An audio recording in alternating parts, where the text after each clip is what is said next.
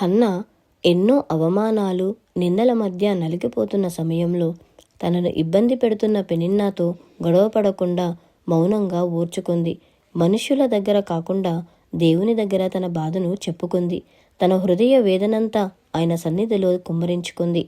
దేవుడు హన్నా ప్రార్థన విని తనకు బిడ్డను అనుగ్రహించి ఆమెపై ఉన్న నిందను తొలగించి ఎంతో సంతోషాన్నిచ్చాడు.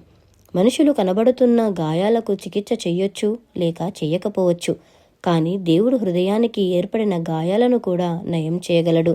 మనుష్యులు కొన్నిసార్లు సహాయం చెయ్యొచ్చు, చెయ్యకపోవచ్చు, కానీ దేవుడు సహాయం చేయని సందర్భం, సహాయం చేయలేని పరిస్థితి ఎప్పుడూ ఉండదు. ఆయనకు అసాధ్యమైంది ఏదీ లేదు.